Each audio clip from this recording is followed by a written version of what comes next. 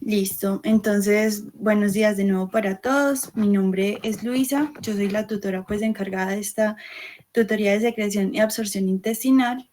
Voy a tratar que el tema sea cortico, yo soy de tutorías concretas para que yo sé que ustedes en este momento están muy atacados pues ya tienen parcial de CEDI si no me equivoco y también el de gastro, entonces para que este tema les quede lo más claro posible en este ratico que vamos a estar. Entonces vamos a comenzar con el intestino delgado y vamos a recordar primero la histología. Entonces sabemos que en ese intestino delgado hay unos pliegues circulares o también se le llaman las válvulas de Kerkring, que está formado al mismo tiempo este epitelio por unas vellosidades intestinales. Y estas vellosidades al mismo tiempo van a estar formadas por enterocitos que tienen microvellosidades. Digamos que en estas microvellosidades, en estos enterocitos, vamos a encontrar lo que son las criptas de Lieberkühn, ¿cierto? Y aquí hay 3 células muy importantes. Las células calciformes que producen moco y bicarbonato, que nos va a ayudar a proteger y neutralizar pues el pH para proteger el epitelio. También vamos a tener los enterocitos de la cripta, que son los encargados de secretar agua, secretar electrolitos, y enterocinasa, que es encargada de activar el tripsinógeno, que el tripsinógeno ahorita vamos a hablar. Y también tenemos las células PANET. Estas lo que hacen es secretar una lisozima que nos funciona como bactericida. Entonces nosotros de esto nos queda que la cripta tenemos células que secretan diferentes cosas para ayudarnos como a regular, digamos, este intestino. Entonces, también tenemos en el lápice del enterocito lo que son en el lápice de estas vellosidades, lo que son los enterocitos maduros. Y allí es donde se da la absorción principalmente de agua y electrolitos. Y además, pues se van a absorber allí en estas vellosidades, en los ápices, todos esos productos finales de la digestión, que eso vamos a hablar más adelante. Digamos que aquí también lo que vamos a encontrar en esta submucosa del intestino son estas glándulas de Brunner que van a producir un moco alcalino que nos va a ayudar a neutralizar. También va a producir factor de crecimiento para proteger el pH del pH tan ácido que llega al duodeno. Y estas glándulas van a ser estimuladas por la secretina y por estímulos de distensión parasimpáticos. Entonces, si estas glándulas nos los estimula el sistema parasimpático, pues nos las inhiben los estímulos simpáticos, ¿cierto? Y entonces, ahora sí, ya que sabemos cómo se compone este epitelio, pues vamos a empezar a hablar de cuáles son las secreciones que nos van a ayudar a hacer la digestión de los diferentes micronutrientes en general. Entonces ya saben que si en algún momento tienen una duda, pueden abrir el micrófono, me interrumpen, porque en ese momento no veo chat. Listo. Entonces vamos a empezar con los carbohidratos. La digestión de los carbohidratos empieza en la boca. Cuando se mastican los alimentos, se van a mezclar con la saliva. Y en esa saliva está la alfa-amilasa. Esa alfa-amilasa es secretada por la glándula parótida. Es una enzima que hidroliza el almidón. Ese almidón lo convierte en un disacárido, como la maltosa y otros pequeños polímeros formados por 3 o 9 moléculas de glucosa, ¿cierto? Esto va a pasar al estómago, donde va a continuar una pequeña parte de esa hidrólisis gracias al pH que hay allí. Y esto sigue hacia el intestino delgado, donde vamos a tener una secreción de alfa-amilasa pancreática. La hidrólisis de los disacáridos y de esos pequeños polímeros de glucosa en monosacáridos se da por enzimas que están en el epitelio intestinal. Los enterocitos que están en estas vellosidades lo que hacen es que tienen enzimas como la lactasa, sacarasa, maltasa, etcétera, que descomponen esos disacáridos en monosacáridos. La lactosa, por ejemplo, se va a fraccionar en moléculas de galactosa y en otra de glucosa. y finalmente es esa glucosa que representa el 80% del producto final de la digestión, que se transporta con un mecanismo de contrasporte con el sodio que se divide en 2 etapas. Entonces, se da un transporte activo de sodio que cruza esa membrana vasolateral hacia el líquido intersticial, provocando un descenso en la concentración de sodio, ¿cierto?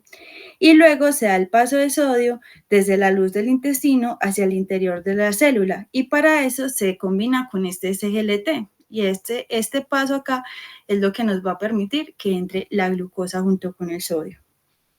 Una vez en la célula, es el GLUT2 es el que nos va a facilitar esa difusión de glucosa, galactosa o fructosa a través de la membrana vasolateral, y de allí va a pasar a la sangre. Y pues así funciona tanto para la glucosa como para la galactosa y fructosa, ¿cierto? Entonces es un proceso relativamente sencillo. ¿Hasta acá tienen alguna duda? Bueno, me van contando.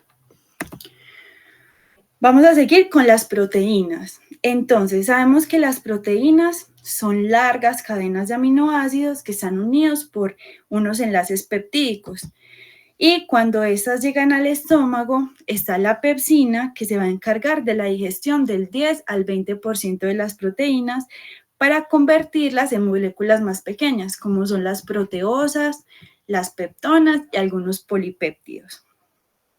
Esta pepsina hay que recordarla porque es estimulada por un pH muy alcalino. Entonces, digamos que al estómago comemos, bla, bla, bla, y ese pH del estómago supera un valor de 5.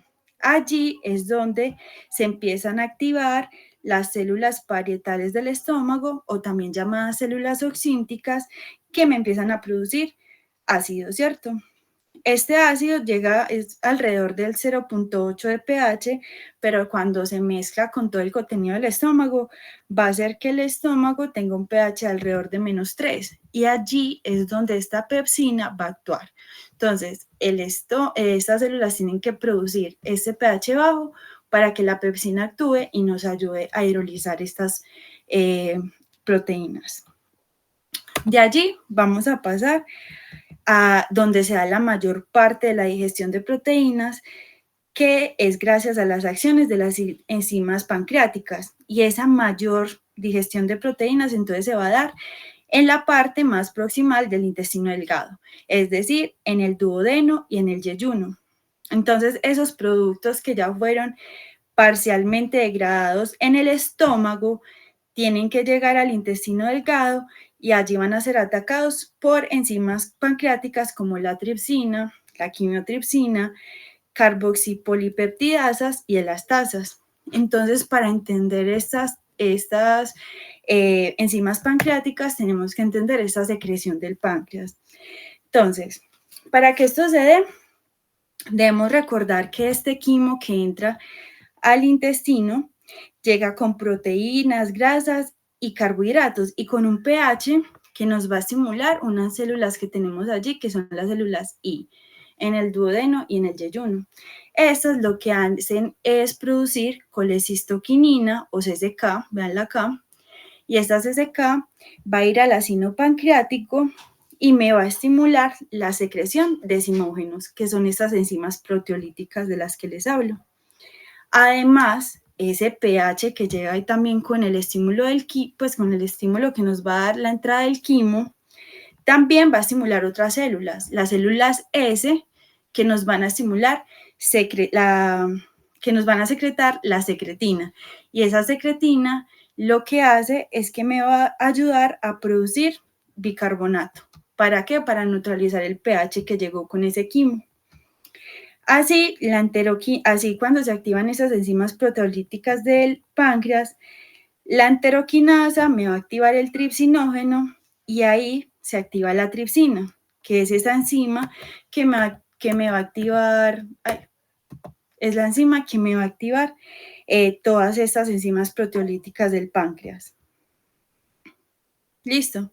Entonces, hay hay en general como un proceso de alimentación, pues para que se pueda dar la liberación de todos estos imógenos. Entonces, tanto la tripsina como esta quimiotripsina, lo que me hacen es separar proteínas en pequeños polipéptidos. La carboxipolipeptidasa que está acá, lo que me hace es liberarme, por así decirlo, el extremo carboxilo. Entonces, lo que hace es liberar aminoácidos libres. Y otras enzimas como la proelastasa ayudan a digerir las fibras de elastina. Y finalmente, en estas células en borde de cepillo, formado por microvellosidades, en la membrana también van a tener unas peptidasas que sobresalen en esa membrana, que van a entrar en contacto con todos esos productos ya degradados, y allí dos peptidasas, principalmente aminopeptidasas y dipeptidasas, van a continuar la degradación de esos polipéptidos para convertirlos en aminoácidos, en dipéptidos o tripéptidos. Y estos entran mucho más fácil a la célula. ¿Cómo entran a la célula?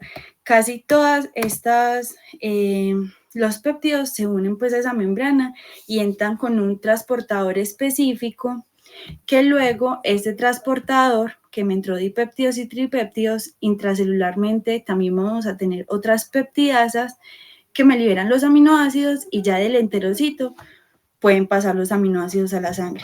Y así digerimos las proteínas. ¿Listo? Entonces, hasta ahí terminamos con las proteínas. Ya saben que si tienen alguna pregunta, me interrumpen. Y vamos, perdón, dime. ¿me puedes volver a mostrar las enzimas proteolíticas, por favor? Listo. Entonces, principalmente las que van a actuar serían primero la tripsina, quimiotripsina y todos los que son, digamos, enzimas proteolíticas pancreáticas. Y ya aquí, en las células, en ese borde en cepillo, también vamos a tener peptidasas. En general, son peptidasas. Y aquí ya también tenemos peptidasas intracelulares. Listo, gracias. Listo, con mucho gusto. Entonces, bueno, hasta acá vamos con las proteínas y vamos a seguir con los lípidos o las grasas, pues. Entonces, las grasas que más abundantes en los alimentos son como mucho los triglicéridos. Usualmente también podemos consumir fosfolípidos, colesterol, esteres de colesterol, pero todos en general van a empezar con la digestión en la boca, con la lipasa lingual. Esa lipasa lingual es secretada por las glándulas linguales de la boca, y uno las deglute con la saliva, y allí se van a empezar a digerir menos del 10% de los triglicéridos. Por tanto, la digestión de las grasas se da principalmente en el intestino delgado. En la primera etapa de la digestión de las grasas es la emulsión por los ácidos biliares y por la lecitina. Entonces, con el fin de que pues, estas enzimas lo que van a hacer es que se vuelvan hidrosolubles para que puedan actuar pues, sobre estas grasas. Entonces, en el duodeno, gracias a la acción de la bilis, hay una cantidad grande de sales biliares, y allí se da pues, la emulsión de las grasas, que tienen haciendo que tengan una región muy soluble al agua y otra región muy soluble en grasa. Entonces se pegan a los glóbulos grasos, digamos, las grasas llegan en globulitos, estas sales biliares se van a pegar a esos glóbulos grasos, los van a rodear, y rodeados de lecitina y sales biliares, cuando se agitan por los movimientos que tiene el intestino, se van a empezar a disgregar en muchas partículas, mucho más pequeñitas. Y cada vez que estos glóbulos grasos se hacen más pequeños, como consecuencia de esa agitación del intestino, hace que sea más fácil para las lipasas atacarlos. Entonces, la lipasa pancreática es la encargada mayor de degradar esos triglicéridos como ácidos grasos libres. Y luego las sales biliares separan, digamos, los más pequeñitos, monoglicéridos, ácidos grasos libres, formando pequeñitos globos de grasa central envueltos en una micela, actuando así como un medio de transporte de estos ácidos grasos libres, que de otra forma esto no sería soluble hacia el borde del cepillo, pues hacia la célula. Entonces, así se difunden hacia la célula epitelial y dentro de la célula epitelial dejan la micela pues en el quimo. Tras penetrar en la célula epitelial, estos ácidos grasos y todo esto, dentro de la célula tienen que ir al retículo endoplasmático. Y allí es donde se usan para formar nuevos triglicéridos que ya en la sangre tienen que viajar en forma de kilomicrones. Listo. Entonces, aquí, importante, nosotros tenemos que rodear estos glóbulos grasos por esas sales biliares y esa lecitina para que se vuelvan chiquitos. ¿Para qué? Para que actúen las lipasas. Y ya cuando son muy chiquitos, las lipasas ya me degradaron estos glóbulos a las moléculas más pequeñas que puedan. Entonces esos monoglicéridos y ácidos grasos libres me pueden entrar a la célula gracias a las sales biliares, ¿cierto? En forma de micelas. Entonces, en general es eso. Ya dentro de la célula, ellos se tienen que volver triglicéridos que viajan como kilomicrones ya al torrente sanguíneo. Listo. Hola, yo tengo una duda, qué pena. Dime. Resulta que, pues según lo que le había entendido al profesor, es que pues primero llegan los lípidos, actúa la lipasa pancreática y posterior a eso actúan los líquidos, llegan los lípidos, ¿cierto? Llegan las sales biliares, pues los líquidos biliares los emulsificaban, luego actuaba la lipasa pancreática y ahí sí podían pues pasar por la membrana del enterocito. Y no sé si te entendí mal, lo mencionaste como en ambas partes, antes de los líquidos y después de los líquidos. Me queda la duda exactamente dónde actúa la lipasa. La lipasa como tal, yo tengo, pero esto lo puedo revisar, yo tengo que actúa ya cuando empiezan a emulsificarse, ¿cierto? Porque las lipasas como tal nos ayudan a que digamos, las lipasas van a actuar mientras más pequeña sea la molécula. Eso es lo que tengo entendido yo. Entonces, por eso sería necesario primero esa emulsificación y que se vayan separando digamos, en partículas más pequeñas estos ácidos grasos, en general las grasas, para que puedan, digamos, actuar bien la lipasa. Pero voy a revisar bien ese punto y si quieres lo mando por el grupo, pues lo que encuentre. No, sí, el profe lo había dicho así, solo que te había entendido al revés. Listo. Gracias. Dale, con gusto. Listo. Entonces, bueno, hasta ahora ya terminamos con la digestión de lo que son proteínas, grasas y carbohidratos, ¿cierto? Entonces, esto se da todo en el intestino delgado, porque en el intestino delgado es donde vamos a principalmente hacer la digestión. Y ahora vamos a hablar entonces del intestino grueso. Entonces, primero, obviamente la histología, esta mucosa es diferente. La mucosa del intestino grueso es lo que tiene criptas de Lieberkühn, pero en esta mucosa no hay vellosidades ni hay células Paneth. Y aquí se va a secretar muy poquitas enzimas para la digestión. ¿Qué se hace entonces en este epitelio? Que secreta moco, principalmente con bicarbonato. Y ese moco lo que hace es que se produce por estímulos parasimpáticos y aumenta la velocidad pues, de la secreción para proteger la pared intestinal, adherir la materia fecal y nos va a ayudar a que también se proteja contra la actividad bacteriana y pues al ser alcalino ese moco también nos va a regular el pH. La mayor parte de agua y electrolitos que llegan en el quimo se van a absorber en el colon. Por lo general, las heces excretadas contienen menos de 100 ml de agua, ¿cierto? Y además, allí se van a absorber casi todos los iones. O sea, nosotros ahí no, en las heces no se encuentran más de 1.5 miliequivalentes de sodio, cloro y otros iones.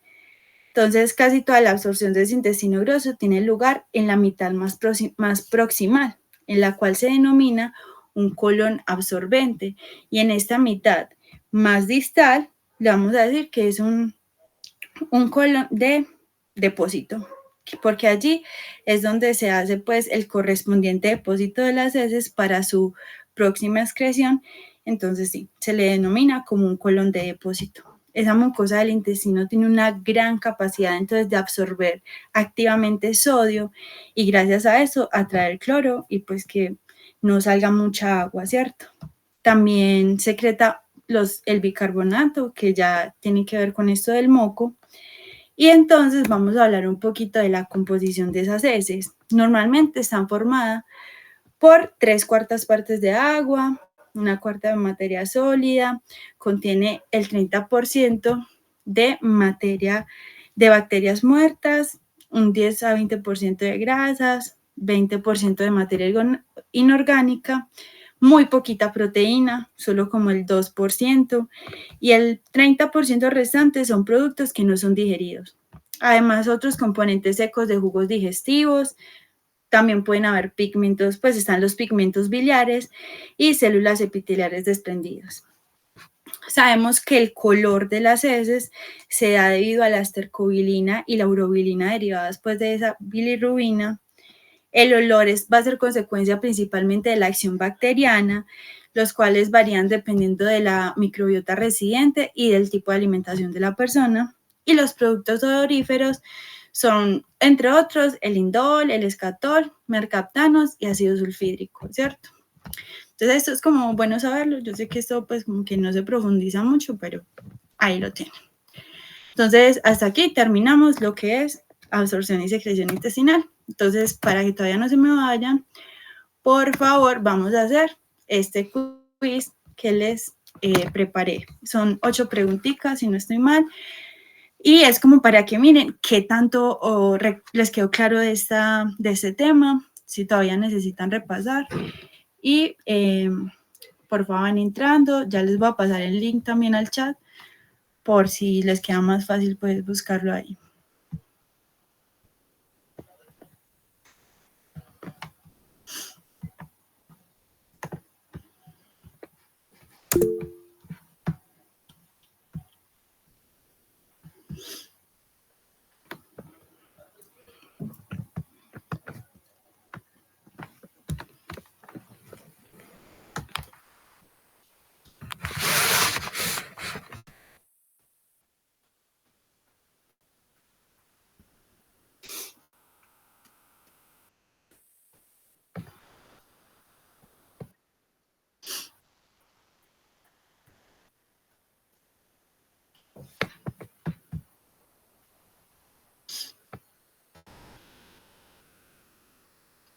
Puedes ver que hayan unos 12, 14 deberían entrar, entonces, y ya comienzo el quiz.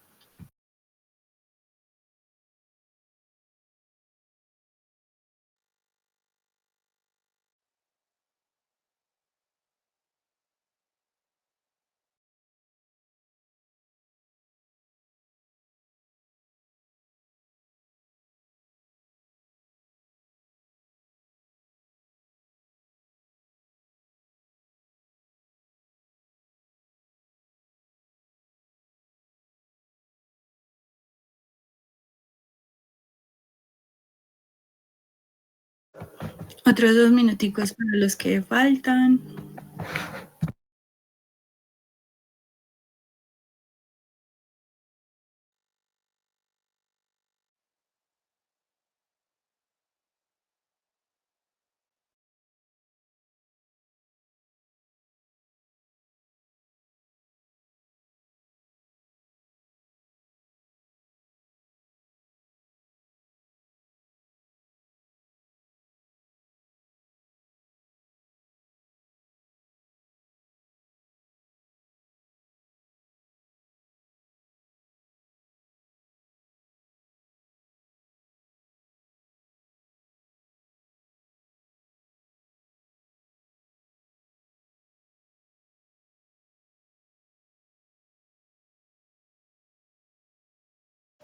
Bueno, yo creo que voy a ir empezando entonces.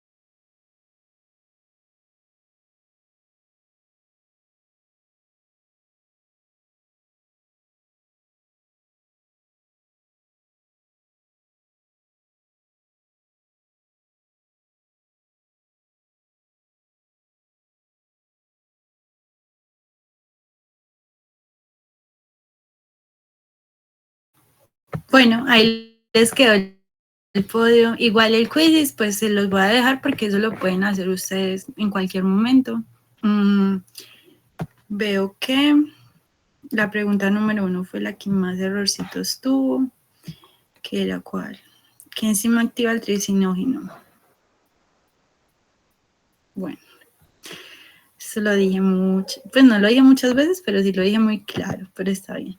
Ahí les queda igual el quiz y ya saben que si tienen alguna duda, pueden escribir por el grupo que me la informa otra compañera que está ahí en el grupo y yo se las estaré respondiendo. Y también les dejo acá en el chat el enlace del Forms para que porfa me llenen la asistencia, que es muy importante.